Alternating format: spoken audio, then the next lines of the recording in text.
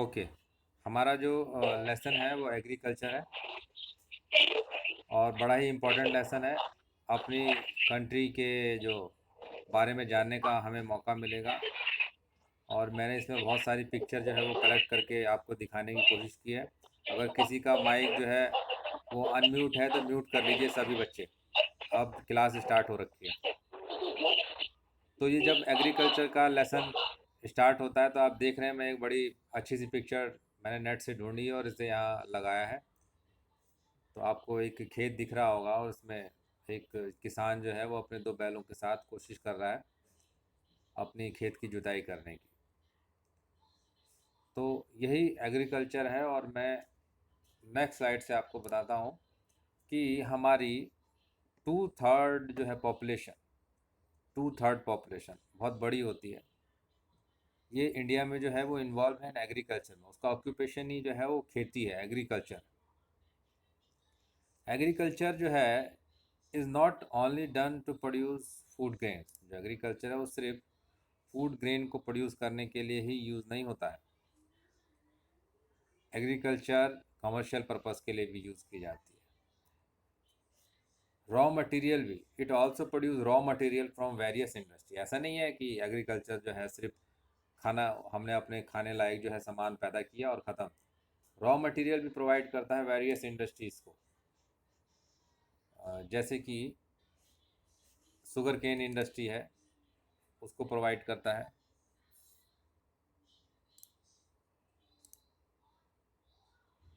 Raw material, रबड़ industry जो है उसको प्रोवाइड करता है रॉ मटेरियल। बहुत सारी जो इंडस्ट्रीज़ हैं उनको प्रोवाइड करता है रॉ मटेरियल। बट एग्रीकल्चर जो है तो ऐसा नहीं है कि इसमें एक ही तरह की फार्मिंग होती है। तीन तरह की फार्मिंग है। हम यहाँ पे तीन तरह की फार्मिंग के बारे में समझेंगे और जानेंगे। सबसे पहली जो फार्मिंग है वो प्रिमिटिव सबसिस्टेंस फार्मिंग है। प्रिमिटिव का मतलब बहुत पुराने समय से चली आ रही, सबसिस्टेंस का मतलब अपना गुजारा चलाने लायक। प्रिमिटिव सबसिस्टेंस फार्मिंग है, ये सबसे पहले की जाती है और आज तक भी कई हिस्सों में की जा रही है ये प्रिमिटिव सबसिस्टेंस फार्मिंग। इसमें होता क्या है प्रिमिटिव सबसिस्टेंस फार्मिंग में, कि agriculture is practice on small land. जो एग्रीकल्चर है, खेती जो है एक ज़मीन के छोटे से टुकड़े पे की जाती है। और इसमें point number two, primitive tools. Advance tools नहीं, प्रिमिटिव जो पुराने समय ज़माने से चले आ रहे हैं टूल्स लाइक हो, डाउ एंड डिगिंग स्टिक, वो यूज़ की जाती है। पुरानी टेक्निक यूज़ की जाती है प्रिमिटिव सबसिस्टेंस फार्मिंग में। ये डिपेंड करता है, इसमें ऐसा नहीं है कि हम, जो किसान होता है वो अपनी तरफ से कुछ एक्स्ट्रा एफर्ट्स करता है। डिपेंड करता है, सिर्फ वो मेहनत करता है। बाकी मानसून पे डिपेंड करती है उसकी फार्मिंग, नेचुरल फर्टिलिटी पे। जो लैंड जो होती है उसकी जो अपनी सेल्फ फर्टिलिटी है, नेचुरल फर्टिलिटी, कोई फर्टिलाइजर नहीं डालते, उस पर डिपेंड करती है। ऑन अदर इन्वायरमेंटल कंडीशन पे। और बाकी जो एनवायरमेंटल कंडीशन होती है फार्मिंग के लिए favourable, like sunny weather, monsoon, humidity, rainfall, ये इन सब चीज़ें जो नेचुरली होती हैं उन सब चीज़ों पे डिपेंड करती है। अब इसका एक फोर्थ पॉइंट है कि फार्मर्स जो है इसमें कहाँ कैसे खेती करते हैं। तो farmers clear a small part of land. छोटा सा जो पार्ट है लैंड का वो क्लियर करते हैं, यानी कि उस पर जो जंगल होते हैं उसे साफ कर देते हैं। इट इज़ बर्न, उसको जला देते हैं। And then land is cultivated, उसके बाद उस पर जुताई गुड़ाई करके और फिर उस पर फार्मिंग स्टार्ट करते हैं। When fertility of land decrease, और 3-4 साल करने के बाद जब उन्हें लगता है कि लैंड की फर्टिलिटी डिक्रीज हो रही है, तो farmer shift to new land, नए लैंड की तरफ वो चले जाते हैं, प्रोसीड करते हैं और उस पुराने लैंड को जो है वो छोड़ देते हैं। इस तरीके से प्रिमिटिव सबसिस्टेंस फार्मिंग करते हैं। अब इस तरह की फार्मिंग को, जिसमें फार्मर्स जो हैं वो क्लियर करते हैं स्मॉल पार्ट्स ऑफ लैंड को और उसे फिर जलाते हैं, बर्न करते हैं, फिर लैंड को कल्टीवेट करते हैं। फिर जब लैंड की फर्टिलिटी डिक्रीज हो जाती है तो फार्मर शिफ्ट कर लेते हैं नए लैंड की तरफ। इस तरह की फार्मिंग को कहा जाता है, this is called slash and burn agriculture. जलाओ एंड खेती करो, जलाओ और खेती करो और फिर छोड़ दो और फिर आगे बढ़ जाओ। Next point primitive subsistence farming का। अब जो वो लैंड छोड़ देते हैं, फिफ्थ पॉइंट है ओल्ड लैंड, जब वो छोड़ देते हैं उसे तो उसमें ऑटोमेटिक नेचुरली जो है फर्टिलिटी दोबारा से रिप्लेनिश हो जाती है, भर जाती है, और फिर ये फार्मर्स जो है उस पर दोबारा से आ जाते हैं।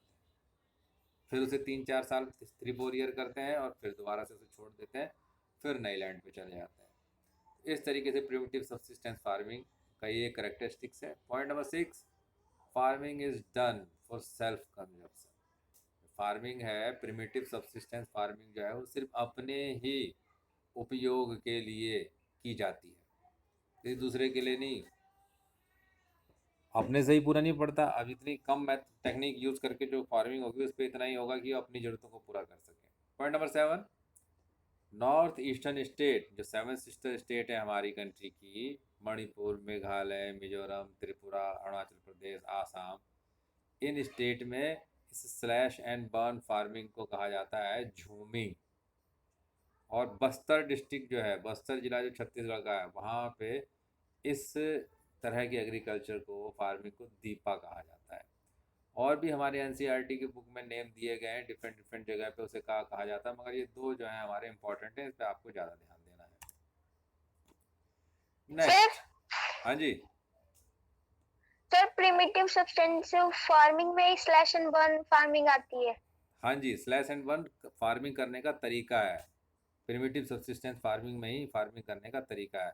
इसी तरीके से होती है कि खेत को काटा, सॉरी जंगल को काटा, उस जगह को जला दिया और फिर उस पर फार्मिंग की। फिर 3-4 साल 3-4 ईयर जो है उस पर फार्मिंग की, उसकी फर्टिलिटी कम होने लगी तो दूसरी जगह यही काम किया और इस लैंड को छोड़ दिया, ओल्ड लैंड को।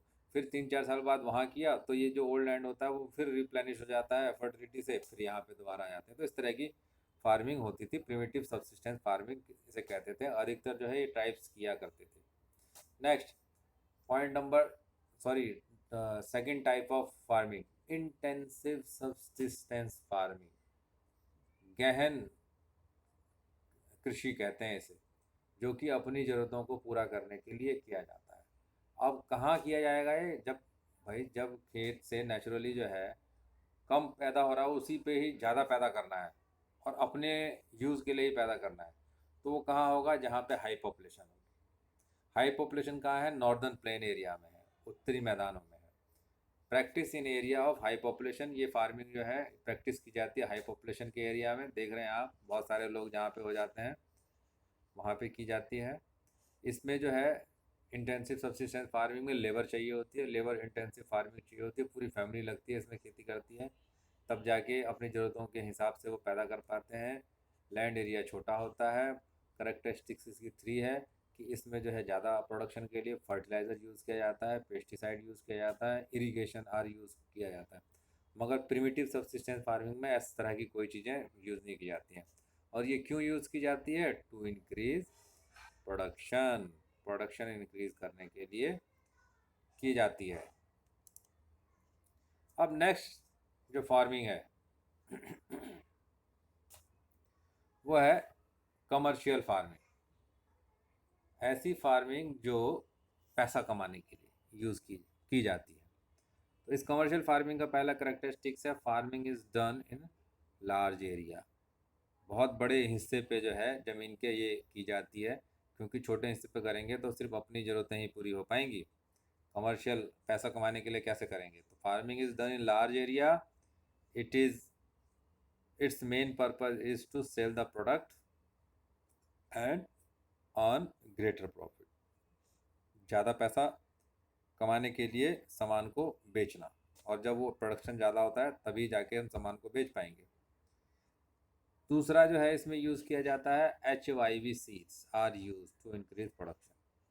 HYV सीड्स जो होते हैं हाई यील्ड वैरायटी सीड्स, जिससे कि प्रोडक्शन इंक्रीज होता है। और ये जो है जो फार्मिंग जो साइंटिस्ट होते हैं वो डेवलप करते हैं इस तरह के सीड्स को। थर्ड है, यहाँ पे ज़्यादा प्रोडक्शन के लिए केमिकल यूज़ किया जाता है। Chemical like fertiliser, insecticide, pesticide are use. Irrigation facilities जो होती है वो यहाँ अवेलेबल होती है, अगर नहीं होगी तो ये कमर्शियल फार्मिंग सक्सेसफुल नहीं हो पाएगी।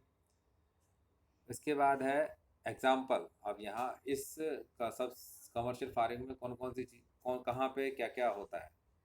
तो rice cultivation in Punjab and Haryana, rice cultivation होता है। आपको पता है पंजाब और हरियाणा जो है वो वीट गेहूँ की रोटी खाने वाला इलाका है, मगर यहाँ पे चावल नहीं खाते, तब भी यहाँ प्रोडक्शन चावल की बहुत अच्छी होती है।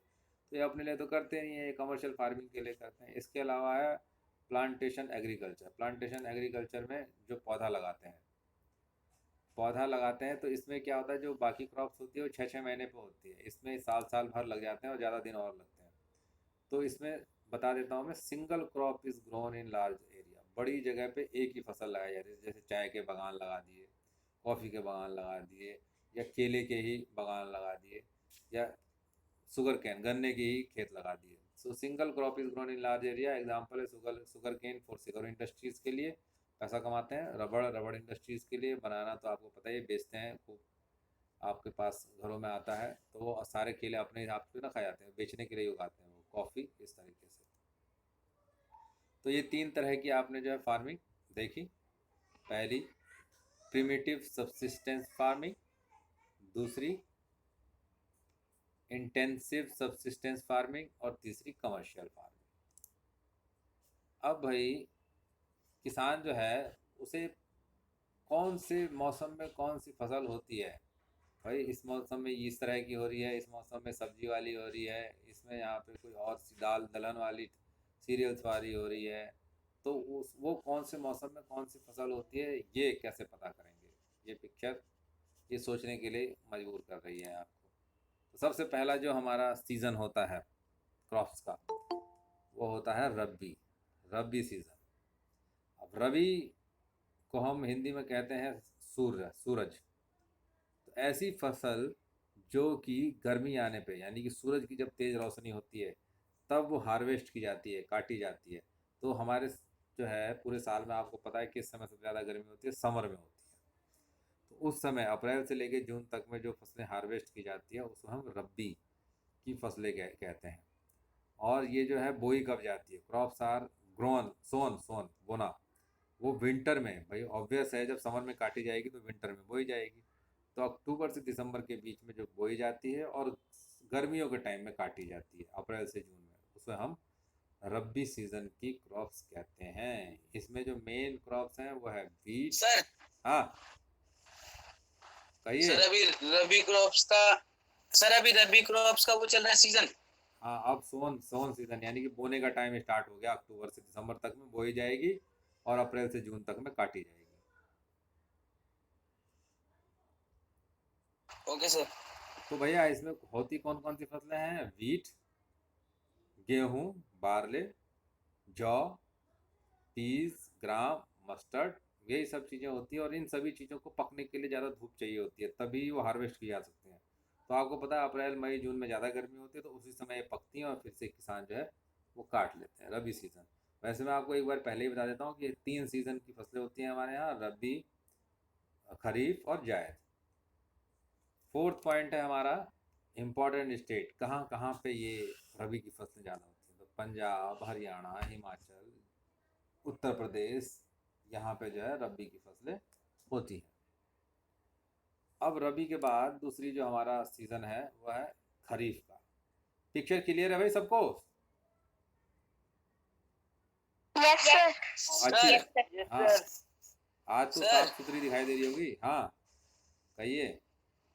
सर सर रबी को पकने के लिए बहुत गर्मी, मतलब तो बहुत ज्यादा गर्मी होनी चाहिए ना, अच्छे से हाँ पकनी वो ज्यादा धूप में। हाँ समर सीजन में पकती हैं फिर इसीलिए। भी और जब फिर जो, भी सर ये हाँ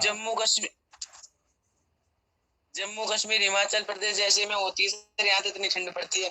नहीं बेटा, गर्मियों में यहाँ भी क्या है होती है, मगर ऐसा थोड़ी ना है कि वहाँ ज़्यादा नहीं होती है। ज़्यादा कहाँ होती हैं, तो ये इधर उत्तर प्रदेश, पंजाब, हरियाणा, बिहार, छत्तीसगढ़, मध्य प्रदेश, महाराष्ट्र, इन इलाकों में ज़्यादा होती है।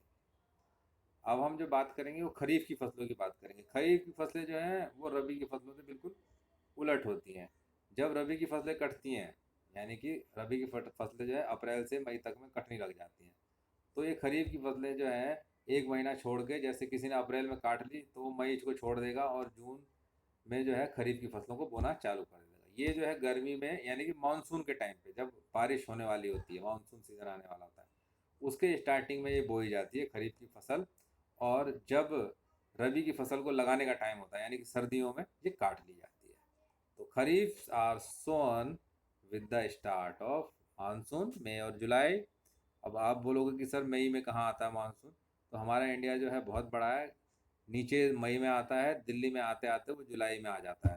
तो हर जगह का अलग अलग है भाई। जो बंगाल, बे ऑफ बंगाल और अरेबियन और इंडियन ओशियन के पास जो इलाका है, जैसे सबसे पहले अंडमान निकोबार में आ जाता है मानसून, उसके बाद केरल, आंध्र प्रदेश, कर्नाटक, ऐसे होते हुए ऊपर की तरफ आता है। तो इसलिए मई और जुलाई लिखा हुआ, मई टू जुलाई। हार्वेस्टेड इन सितंबर अक्टूबर, सितंबर अक्टूबर में काट ली जाती हैं। इसकी मुख्य फसलें हैं पैडी, धान जिसे कहते हैं, धान में से चावल निकलता है। तो ये पैडी जो है इसको भी चाहिए, पानी चाहिए होता है। मैजी, मक्के को भी पानी चाहिए। ज्वार, बाजरा, मूंग, कॉटन, जूट, इन सबको पानी की ये फसलें हैं, पानी ज़्यादा चाहिए होता है। इसलिए मानसून स्टार्टिंग में, बाद में नहीं, स्टार्टिंग में जब वो बोई बोई जा रही होती हैं, तो जो है ये मानसून के टाइम पे ही बोई जाती हैं। इसे खरीफ की फसल कहते हैं। इंपॉर्टेंट स्टेट है इसके वेस्ट बंगाल, आसाम, महाराष्ट्र, उत्तर प्रदेश, बिहार। अब दो हमने पढ़ ली, एक तो रबी भी पढ़ ली, एक सर खरीफ भी पढ़ ली। अब हम पढ़ेंगे जायद। अब इस रबी और खरीफ सर की, हाँ जी, सर ये जो अभी अक्टूबर चल रहा है सर, इसमें खरीफ की क्रॉप काटी जा रही होंगी। हाँ जी, बिल्कुल ओके सही। सर। जायद, अब है जायद फसलें। इंग्लिश में जायद पढ़ा जाता है बट हिंदी में इसे जायद ही कहते हैं। तो जायद जो सीज़न होता है वो इन दोनों के बीच का होता है, रबी और खरीफ के बीच का, जो एक डेढ़ महीना मिलता है जिसमें खेत को छोड़ा जाता है। तो कहीं कहीं ये यूज़ किया जाता है। अब इसमें जो है अधिकतर वेजिटेबल या फिर क्रीपर जो होती हैं क्रॉप्स, वो लगाई जाती हैं। इसका मैं फिर से देख रहे हैं, between rabi and kharif season there is a short summer season. थोड़ा सा गर्मी का सीज़न होता है जिसे जायद कहते हैं। इट इज़ कॉल्ड जायद सीज़न। इसमें जो होती हैं, आपने देखा होगा मई के टाइम में, मई जून के टाइम में आपको तरबूज बहुत खाने को मिलते हैं, तरबूज, खरबूज, खीरे और वेजिटेबल। तो वो उसी टाइम में नदियों के किनारे, तालाब के किनारे जो उगाई जाने वाली ये फसलें हैं। तो ये 3 सीज़न होते हैं, आपको आप बता सकते हैं। अब नेक्स्ट। सर सर ये तो अभी अभी गया है ना। हाँ, अभी अभी, अभी तो नहीं गया बेटा, बहुत दिन हो गए गए हुए जायद को। ये मई जून के टाइम का होता है जायद फसलों का।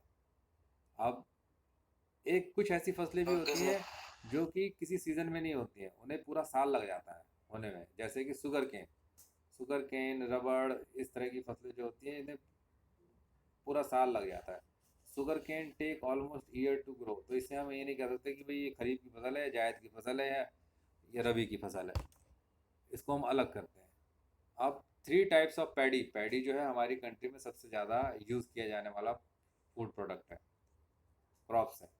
पैडी यानी धान, धान में से निकलता है चावल। 3 types of paddy are grown in Assam, Orissa and West Bengal, जिसके नाम है ओस, अमन एंड बोडो। ये 3 तरह की चावल की, धान की वैरायटीज़ हैं, HYV वैरायटीज़ कह सकते हो आप, जैसे होती हैं।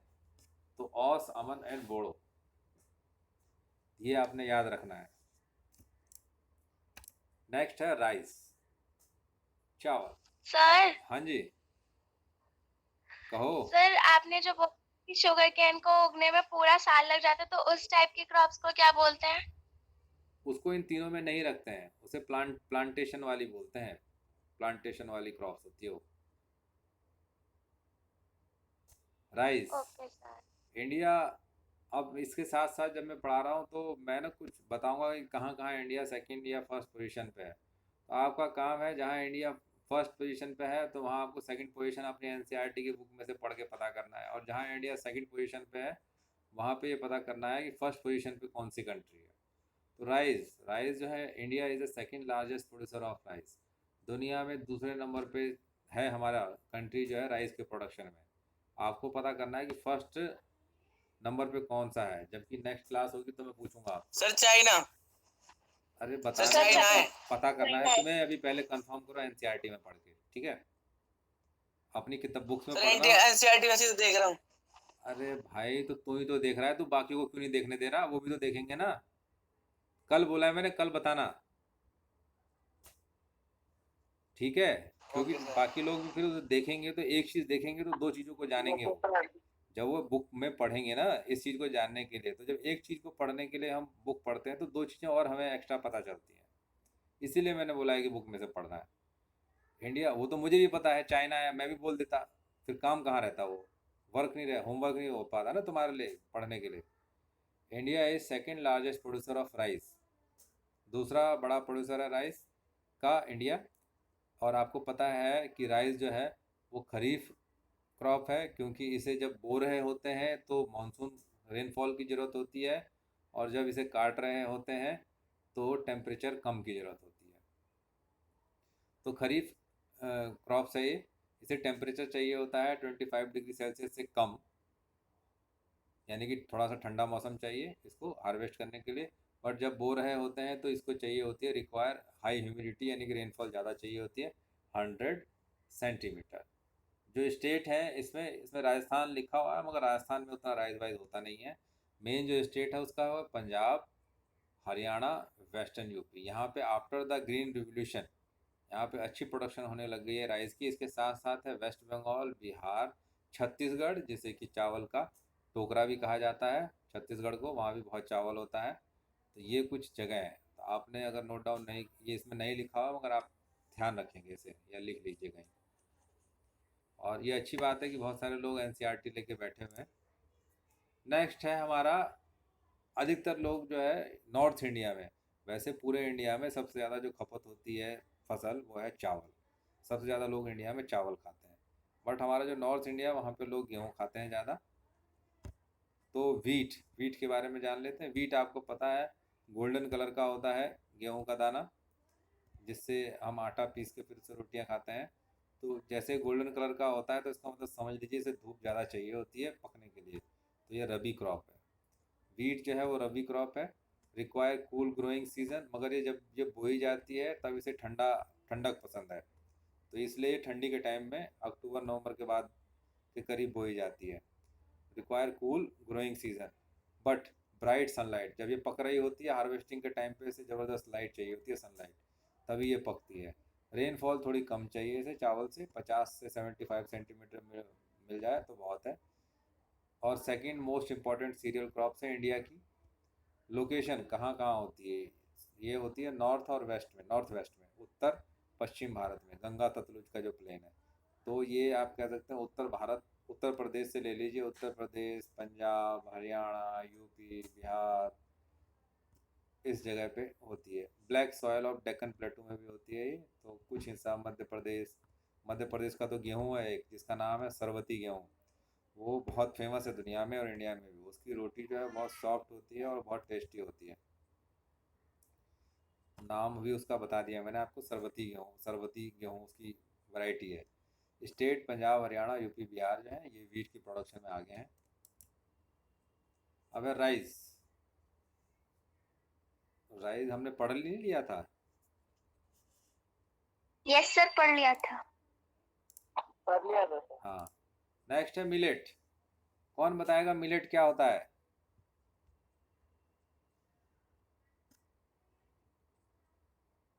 मक्का।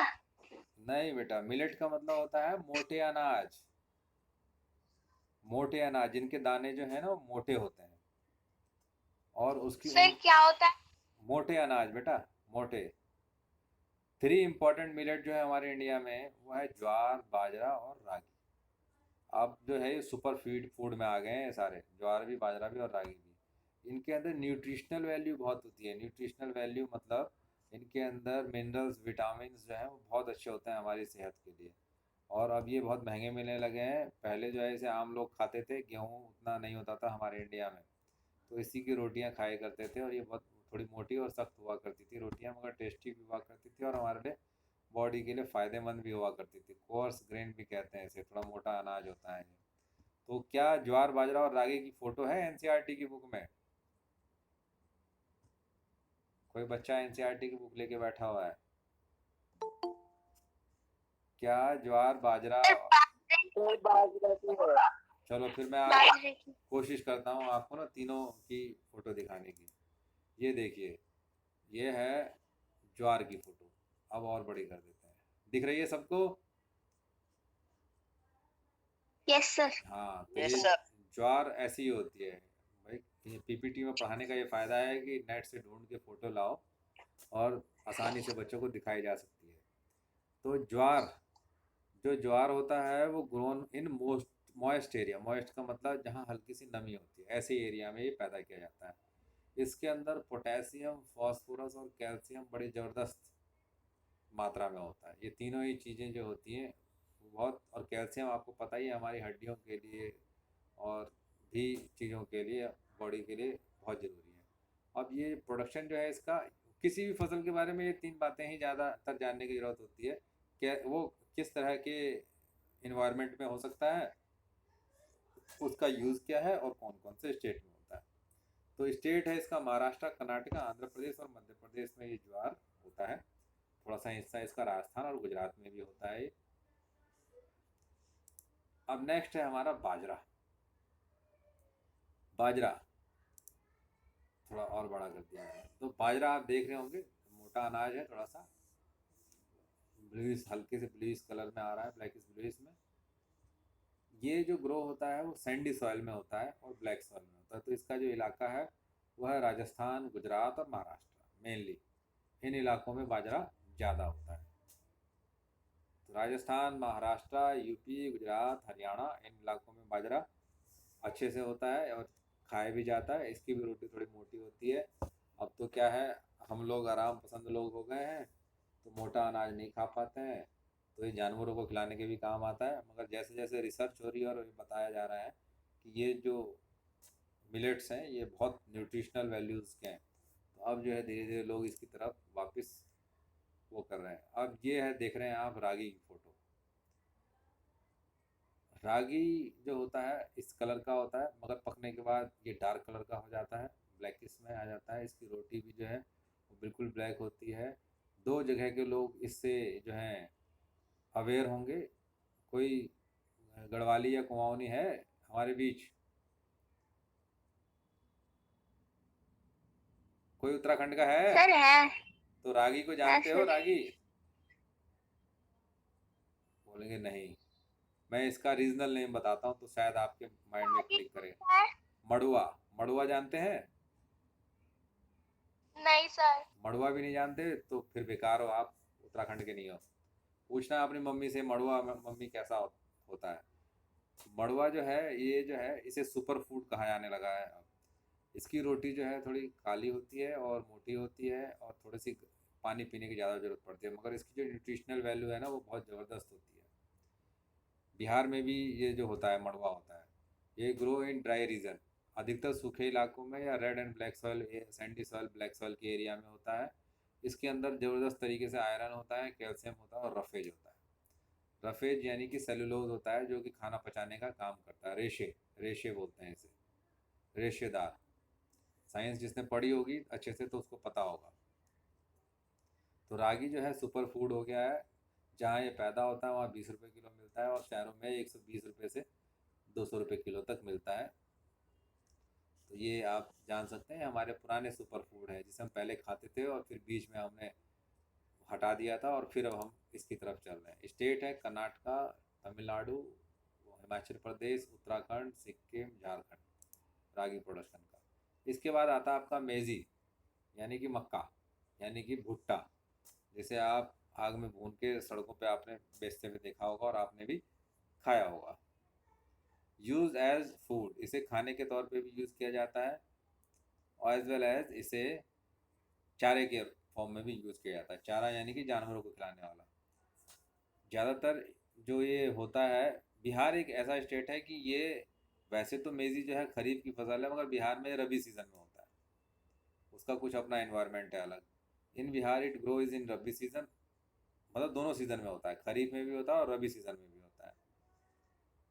टू इंक्रीज प्रोडक्शन, मेज़ी की प्रोडक्शन बढ़ाने के लिए HYV seeds, fertiliser, proper irrigation चाहिए होती है और इसका टेम्परेचर जो है वो 21 से 27 डिग्री सेल्सियस हो तो इसके लिए बहुत फ़ायदेमंद होता है, अच्छी प्रोडक्शन होती है। इससे ज़्यादा में भी ऐसा नहीं है कि नहीं होता है, बट अगर आपको अच्छी प्रोडक्शन चाहिए तो 21 से 27 डिग्री सेल्सियस तक के एरिया में अच्छे से होगा।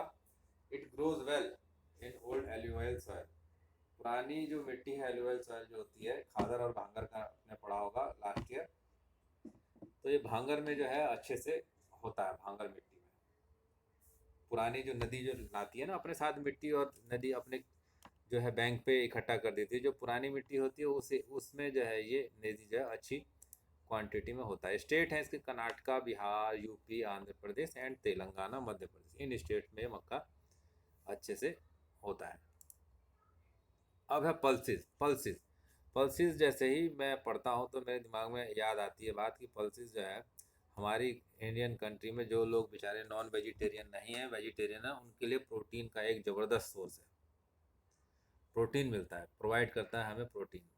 इंडिया जो है वो लार्जेस्ट प्रोड्यूसर है पल्सिस का, दालों का, और साथ ही साथ सारी दालें खा भी खुद ही जाते हैं। सबसे ज़्यादा बड़ा ये उपयोग करता भी है, कंज्यूमर भी यही है पल्सिस का। 4 दालें जो हैं वो मेन है हमारे कंट्री में जो प्रोड्यूस होती हैं, वो है मूंग, अरहर and urad. Moong, arhar, urad and मसूर। मसूर काली दाल होती है, उड़द की दाल जो और अरहर की दाल टेस्टी होती है, और मूंग आपको पता ही है ग्रीन कलर की होती है, और येलो उस पर से छिलका उतार देते हैं तो येलो कलर की होती है। आज घर में दालों को देखना, एक ही दाल का छिलका उतर जाता है तो उसका नाम अलग हो जाता है और उसका कलर भी चेंज हो जाता है। जैसे ये मसूर की दाल है, इसका ब्लैक जो है छिलका उतर जाता है तो बिल्कुल ये पिंक कलर में हो जाती है। तो आज अपनी मम्मी से पूछना कि ये भाई दालें कौन कौन सी हैं, ज़रा बताना मम्मी जी, क्योंकि आप क्या है पढ़ तो लेते हो, पता होता कुछ नहीं रहता है, प्रैक्टिकल नॉलेज नहीं रहती है। तो लीविंग अरहर, अगर हम अरहर को छोड़ दें तो all other plant are leguminous plant. Leguminous का मतलब होता है फली वाले पौधे होते हैं। इनमें जो दालें होती हैं फलियों में होती हैं, अरहर को छोड़ के, मूंग, उड़द और मसूर को, अरहर की फली में नहीं होती है। अब दालों का एक और काम होता है, क्या करते हैं किसान लोग जो हैं वो अपनी जो लैंड होती है उसको फर्टिलिटी बढ़ाने के लिए एक बार जैसे गेहूं कर लिया तो बीच में एक बार दाल कर लेते हैं। तो दाल क्या करती है, जो पल्सेस होती हैं वो लैंड में जो है नाइट्रोजन को फिक्स कर देती है, और आपको पता है जो नाइट्रोजन है वो एयर में होता है, तो ये एयर से, क्योंकि इसके अंदर राइजोबियम नाम का बैक्टीरिया होता है इनकी रूट्स में, तो वो रूट्स इनको नाइट्रोजन को एब्जॉर्ब कर लेता है, और जो लैंड की मिट्टी जो होती है वो नाइट्रोजन रिच हो जाती है, तो फर्टिलिटी बढ़ जाती है। It is use to grow in rotation, तो इसीलिए क्या किया जाता है, इसे यूज़ किया जाता है रोटेशन में ग्रो किया जाता है, कि पहले पैडी कर ली गई तो उसके बाद चलो पल्सिस की किसी पल्सिस को ग्रो कर लेते हैं। इससे इंक्रीज होती है द फर्टिलिटी ऑफ सॉइल। अब ये जैसे आप दालें देख रहे हैं पिक्चर्स दाल की, कई बोरों में भरी हुई है, तो ये जब सही है प्रोवाइड करती है हमें प्रोटीन, इसका फ़ायदा है ये। और किन स्टेट्स में होती है दालें, तो मध्य प्रदेश में, उत्तर प्रदेश में, राजस्थान, महाराष्ट्र, कर्नाटका, इन स्टेट्स में ये होती हैं। नेक्स्ट जो हमारी क्रॉप्स है जो प्लांटेशन के थ्रू होती है वह है शुगर केन, और इसे पूरा साल लगता है, take almost year to harvest. Sugarcane जो है वो ग्रो होती है हॉट एंड ह्यूमिड क्लाइमेट में, इसको गर्म और नमी वाला क्लाइमेट चाहिए। रेनफॉल इसे अच्छी खासी चाहिए, 75 से 100 सेंटीमीटर की रेनफॉल चाहिए। टेम्परेचर भी 21 से 27 डिग्री सेल्सियस के बीच हो तो इसके लिए बहुत अच्छा है। ऐसा नहीं है कि ज़्यादा में नहीं होती है, मगर ये जो टेम्परेचर है 21 से 27 डिग्री के बीच का इसके लिए आइडियल है। इंडिया जो है सेकंड लार्जेस्ट प्रोड्यूसर है शुगर केन का। फर्स्ट वाला आप खुद पता करना एनसीईआरटी पढ़ के। इंडिया सेकंड लार्जेस्ट प्रोड्यूसर है शुगर केन का। स्टेट्स कौन कौन से स्टेट में होता है, इसमें थोड़ा सा इधर उधर लिखा हुआ, मैं आपको वैसे बताता हूँ। यूपी में सबसे ज़्यादा होता है शुगर केन, उसके बाद आता है आपका महाराष्ट्र, बिहार, कर्नाटका, तमिलनाडु, आंध्र प्रदेश और तेलंगाना।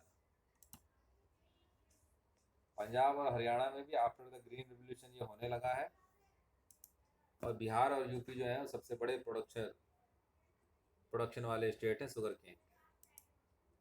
अब हमारा आता है ऑयल सीड। ऑयल सीड जो है वो आपको पता है हमारे को जो है सभी घरों में जो है ऑयल चाहिए होता है खाना बनाने के लिए, और बिना ऑयल के जो है खाना जो है हमारा फूड आइटम जो है टेस्टी नहीं बनता है। टेस्ट के लिए चाहिए, अगर आपको समोसा बनाना हो तब ऑयल चाहिए, पराठे बनाने हो तब ऑयल चाहिए, कई चीज़ें बनानी हो, पकौड़े बनाने हो, फल चाहिए, तो ये हमारी फूड का जो है एक असेंशियल पार्ट है। बट हम इसे पढ़ेंगे कल, मतलब नेक्स्ट क्लास में पढ़ेंगे। आज के लिए जो है हम इतना ही काफ़ी रखेंगे, ये हमारे लिए जो है बहुत होगा, और इससे के बारे में आप एनसीईआरटी की बुक में पढ़ेंगे। इसके अलावा जो हम आज बात करेंगे वो आज की वर्कशीट के बारे में बात करेंगे। वर्कशीट जो है गूगल क्लासरूम में डाल दी गई है, और आपको जैसे आज सुबह 7-8 बजे के करीब आपको मिल गई होगी, तो अब नेक्स्ट जो है थर्सडे को है, वो वर्कशीट जो है आपको 6 बजे मिल जाएगी, और सैटरडे को भी ऐसे ही मिल जाएगी 6 बजे। मैंने शेड्यूल कर दिया है, तो आप लोग कोशिश करें कि गूगल क्लासरूम में ही वर्कशीट को सबमिट करें, हैंड इन करें। और उससे रिलेटेड अगर किसी को कोई क्वेरी है तो वो पूछ सकता है, और इस लेसन से रिलेटेड कोई क्वेरी है तो बेहिचक आप पूछिए, एक एक करके अपना माइक अनम्यूट कीजिए और पूछिए।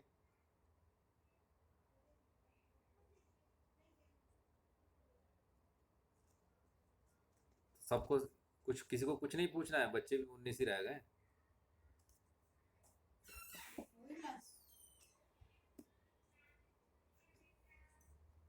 No sir. चलो फिर हम क्लास जो है वो एंड करते हैं। Okay, bye bye.